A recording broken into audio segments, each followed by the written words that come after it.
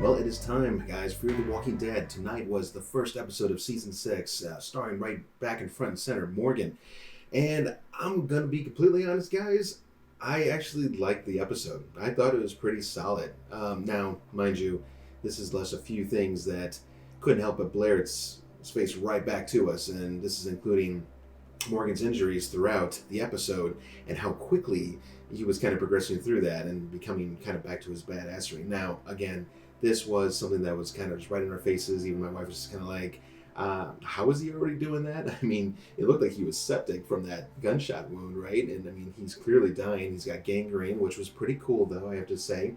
It was very interesting to see that the zombies were avoiding Morgan because of his wound, but the sound, his voice, they could still tell that he was human. So it's, these aren't exactly new things we've never learned about the zombies, but it was kind of cool to see that in action, to see that he has kind of like armor on in a way, but not fully, and that got exposed, and he almost got killed a few times because of it. But not just Morgan do we meet tonight, but the reason I like this episode is because some of the characters they introduced. I mean, they were interesting characters, and I actually kind of gave half a crap about them, which is good, and it's hard to do that in every episode. But we get to meet this bounty hunter, right? And that was a pretty cool beginning scene, him just kind of chilling out there, and the guy kind of falls into his camp or whatever, and yeah, didn't fully understand what was going to go down, but man, when he slices, his name was Walter, he slices Walter's head off, poor Walter, but he had that key on him, right? And we're going to talk about that just briefly at the end, hopefully I don't forget about it, but that key means something to those two guys that are at the end of the episode, so, gives us a little bit of foreshadow to something else that should be going on here very, very soon. But yeah, this bounty hunter, he's tracking people down, he gets called from Virginia, okay, so, and I don't really like Virginia, but she plays a pretty decent villain, I suppose. And she clearly does not like being evaded, and she wants her way at all times. So, with that said, anyways, we kind of get right into the episode. It was kind of neat seeing Morgan kind of moving around and doing his thing and showing how he's trying to survive over the last 5 to 6 weeks. He mentions to Isaac, the character that pretty much saves Morgan's butt pretty well. There was that really neat scene in front of the grocery store in the town. I have to give props to Walking Dead for finding the right element, the looks, everything was looking perfect tonight. It just puts you right into, the dead world, so that's wonderful. And but yeah, Isaac from the beginning. I mean, did you guys trust him? Because I was, and sometimes you get a feeling about somebody, when you kind of see him on the show and their story and whatnot. But I knew it was a possibility. That he could be working for Virginia or something like that, and we do find out some more details about him, but I trusted him. I actually did, because I figured, if he was trying to protect him from the bounty hunter, then, what else could he really want out of this deal? Except maybe, like my wife had mentioned, maybe help him and his wife do what they need to do, and then turn him in. Now, that's a possibility, but I digress.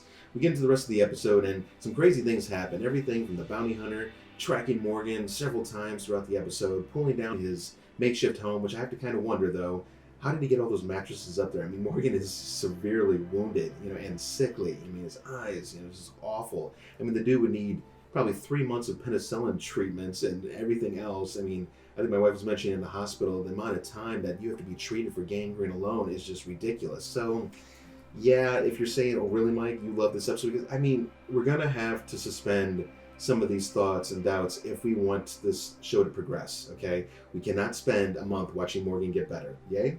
I think we can all agree there. So we're going to have to kind of keep it moving. And if you're saying, well, then don't wound him at all, well, then that just kind of takes some of the fun and craziness out of it all. So, anyways, I still think they did a really decent job. The storytelling, the bounty hunter was cool. Isaac's character was cool, trying to make us figure out what his true objectives were, and we finally get to find it out.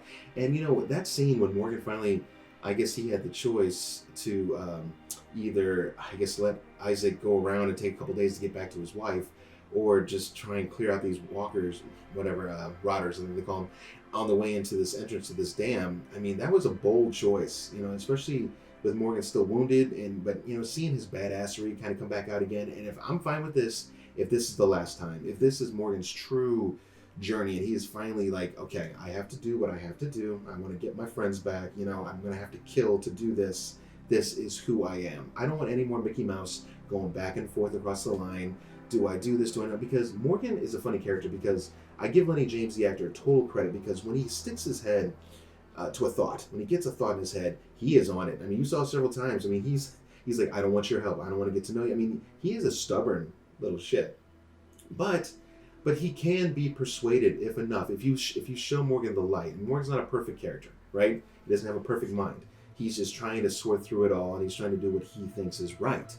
And I can respect that. But I think it's time, Morgan's missed a lot of bullets over these seasons in Fear the Walking Dead, as well as back in The Walking Dead. And I think this is time for Morgan's last journey to do what he needs to set out to do. And if this is the final thing, now the truck stop messages, Isaac told him that's where he saw Morgan's first message. That's how he knew some of the names in his group. And he knew about Virginia because he used to work for her, and now he's been evading her. Again, all very interesting points, because this is the villain for Fear the Walking Dead. This Ginny. In fact, they were calling her that. I was like, who? Who's Jenny? Not Jenny, but Ginny. God, I know, right? Totally got to get with it here. It's been a long day. It's been a long weekend. But yeah, so it was a pretty solid episode, and I'd like to know what you all think. If you enjoyed the episode, leave a comment down below. I'm just kind of curious. I want to gauge the crew. Are you back in for Fear the Walking Dead for this season, or are you kind of just let it fade into the pastures and just wait it out until The Walking Dead comes back? Because the wonderful, wonderful World Beyond. Did I eye roll there? I think I may have eye rolled.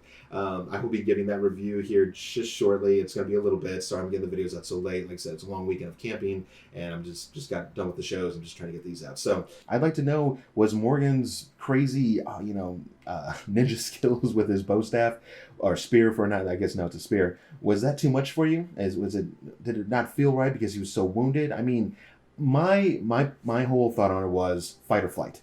Okay, so he has a choice, right? We all do when you get down to that last point when you know this could be your end. Are you going to fight it, or flight, or I guess there's another option, third option. Are you just gonna stop and just end it? Just die. And Morgan's not like that. It's so funny. He's punishing himself with that bullet inside of him. Isaac totally calls that out earlier in the episode. Everybody can read through Morgan. He may act like a closed book, but you can read right through it. And the fact that he's punishing himself like that, but yet he still wants to live on, because we still don't know who patched him up. They left him a message, right? And I'm not going to quote it all perfectly, but it said, you don't know me, but I've seen you or whatever, and basically take your own advice, which was live. We found that out later because I forgot from last season. To him telling people, just live. And furthermore, that he has more work to do. His job's not done yet. All very interesting. I'm compelled. I kind of want to know more. Who saved him? Who had the chance to? I mean, obviously they're not a doctor. They did a pretty crappy job, but they did what they could, and obviously it's kept him alive for a while. So hey, we give him credit there, right? So, but was Morgan's? I mean, even though it was so amazing taking him out those walkers and just getting after it, was it too much for you? Did it kind of take you out of the episode? Kind of like, there's no way. I try to suspend it when I can, because there's a lot of horror films and stuff like that. Things happen that just you kind of have to go along with. That's just me. It doesn't mean I'm right. Doesn't mean you're wrong. Whatever. But I'd be curious to know. And then poor Isaac. We get all the way there, and he was. Did anybody catch when he was holding his side right after he had encountered all the zombies just before getting into the dam area? So Morgan takes out the ones down there. He says, "I'm here," doing it. But did you see him holding his? I was like, did he get bit on the hand or something? Like, was he trying to hide it? Not blatantly, but I was like, but I saw him kind of holding it. I think the writers and the director meant for him to do that. I thought that was very cool, because he was wounded. We find out when that bounty hunter finally tracks him yet again, which you knew was going to happen.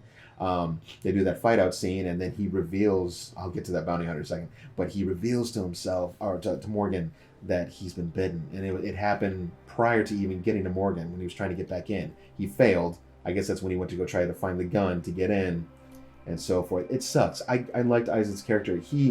I know he drew the gun on Morgan, and somebody might be like, really? He drew a gun on Morgan? He's not cool.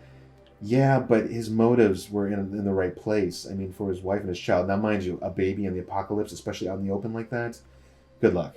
I mean, your time's numbered. There's no way. But, hey, I mean, Rick and them, yes, did it, but they were also in a fortified, enclosed, little suburb area. They had protection. They had protectors. So, that's different.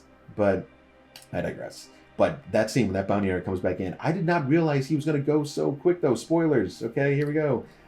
So he gets in there, and the dog, and Morgan tries to make a deal. Says, I'll go with you. You leave these people alone. And the bounty hunter actually has some principles, surprisingly. That's why I kind of liked him. I'm like, he just has a job to do, right? I mean, he's just doing what he's being paid to do. Doesn't make him a great guy. I like that part of his character. And I had a feeling that Isaac was going to do something stupid, like try to save Morgan. And good for him, and I guess he knew he was going to be dying soon anyways. But yeah, they have that fight out, and Morgan, man, just kicked the ever-loving crap out of the bounty hunter, right? I mean, he's just nailing him. I mean, the guy only had the cleaver, but whew, I was just like, damn, Morgan. And then he stabbed him, and when he stabbed him, I was like, oh man, that's a kill blow, you know? At least I assumed it was. And then he gets that cleaver and I guess the bounty hunter made a comment about something about how, you know, you didn't make the deal, so you won't do this or something like that, or something basically saying you're not going to take me out like this. And he did, and because he knew he won't stop, he would never stop. And so he sliced his head right off and let his head turn so that he could put his head in a box. Okay. And yeah, so the bounty hunter aspect was really cool. It's kind of a shame it went so quick. Not that I want to see that drawn out for several episodes, but I could have maybe gone with it for maybe a couple episodes. But they probably did it right. You know, just an episode, him trailing him a few times, and they made it out. So, hey, good for Morgan. His recovery time is exceptional. I mean, either he's the healthiest man known to the universe, or just extremely damn lucky. Maybe both. We'll just go with both. It's very quick timing, guys, but you have to understand the show is progressing. It has to move quickly, just like when they age the children, Judith, and some of the others they've done, RJ. They have to keep doing this. So if you can't get past that, then yeah, you probably will have to give up on the show, because clearly that's the direction they're going in. But I want to know more. I almost forgot and wanted to bring up too. How many of you thought it was so awesome when Virginia at the very end, and that smug look on her face. Oh, you just really want to hate her so much. And she's taking Althea's rig, so she's enjoying that luxury, right? And her trackers are out there, her rangers, I think they call them, and they see the road of walkers, and then there's a box there with Morgan Jones, and she gets all happy, and I guess she thinks she's about to see Morgan, and she sees the bounty hunter's head instead. I mean, how awesome was it seeing her displeased look in her face, you know? And then she gets on her little walkie-talkie, and she's like, I just want to let you know if you're listening, you know? I just need to make him think that you're dead and just kill the memory of you. That's all I need. Anyways, just going through her spiel, and then Morgan, I'm like, Morgan, please come back with something awesome. Please, please, please. And he does. He comes back, he goes, Morgan Jones is dead. You're fighting someone totally new right now. I was just like, that's not bad. I mean, you know, there's a lot of things one could say back, but that's enough to pretty much throw that whole little conversation she had right back in her face and let her know hell is coming. And then he was out there on the horse and he rode off, right? So, yeah, I may have missed a couple things in this episode, but those are a lot of the highlights, and I think a lot of the cool scenes we got to enjoy with Morgan and some of these other new characters as we kind of get ready and started here for season 6. Did anybody see the previews? And I'm going to end this off here for the future episodes coming. I mean, it literally looks like Virginia's like complex house of horrors, because it's just like a freaky deaky kind of crazy place. Zombies all over and people with masks and stuff. I'm just like, what kind of compound are you running here? Now maybe these are just other groups that they're gonna have complications with, but I don't know, guys. It's very interesting. I'm definitely on board. I will be bringing these reviews to you every Sunday. It's usually late at night, almost into Monday, so sorry about that. But definitely come out, like and subscribe if you are enjoying the content. Let me know if you really didn't enjoy this, but don't just say you didn't, you hate it, it's garbage. It's like, well, why is it garbage? You know, I mean, there has to be more to that. My opinion is not the only opinion. If you hated it, okay, great. Tell me what you hated about it. Normally, I score these Fear the Walking Dead episodes very, very low, and I have a feeling we still may see some of those this season, but keeping this close, tight-knit amount of characters, we had maybe 5-6 characters total, including those two guys at the very end, which were right in the end as the beginning, name of the episode, on that submarine, which was very interesting. Now, I know they said that water had gone between there at one point in time, but I was like, how did that submarine get there? But I digress. Is that submarine going to become a thing? Is that going to be a future place to be safe and hang out? I mean, it's a big metal enclosure. Of course, I wouldn't want to get trapped in there, but that could be something. So keeping that small, like I was saying, tight-knit amount of characters, kind of really getting to know them. Again, what they're doing here in Fear, I was already building a relationship, a connection with these characters. The bounty hunter, Isaac, even Rachel, his wife, the pregnant woman. I'm all really figuring them out. Unlike World Beyond, where I'm still trying to figure these characters out. I'm getting a little bit better on a couple. Make sure you come back out to see that review. It'll be out here, like I said, just shortly. Thanks for coming out to watch the Z-Man Show, zombies, movies, and more, in case you were wondering. And I am Mike here, and we'll see you guys at the next review. See you guys.